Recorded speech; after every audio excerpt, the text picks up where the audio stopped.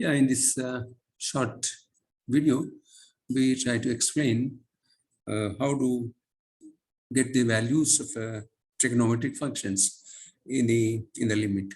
That is, often we in physics we use the relation sine theta is equal to theta in the limit theta tending to 0, and cos theta in the limit tending to 0, cos theta is 1. So similar, this gives us, of course, tan theta is equal to theta. This gives us tan theta is equal to theta in the limiting case theta is equal to 0. So now the objective here is to explain how to understand this. So let us take a circle of radius r, or we can take a unit circle, it doesn't matter. So then here this is let us say radius r, it can be even unity.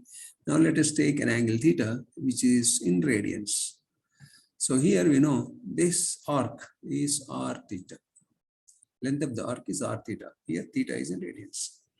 Now this is again radius r. Now this is the perpendicular distance. So this, when for theta small, now let us say this is the arc A and B, and this point is P. So in the limit theta tending to 0, what happens is AP actually is equal to AB, is equal to r theta. Okay, so now we know sine theta is nothing but AP by, we can take this to be center to be O, AO. So this gives us r theta by r, because AO is r, AP is r theta. So this straight away gives us theta. So here you have noticed that theta has to be in radians. That is important.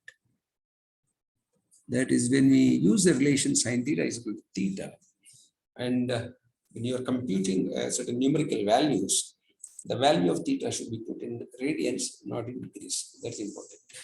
So then the same logic we apply for cos. Now cos theta is nothing but OP by OA.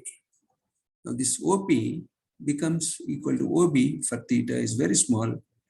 OP is equal to OB. So what we get is R by R. This gives us 1. So that is how, in the limiting case, the trigonometric function sine theta goes to theta and cos theta goes to 1. And the theta then we are using should be taken as radians. I think this particular argument and this picture can be used to understand the limiting values of the trigonometric functions. Hope this helps the biology and algebra based physics students.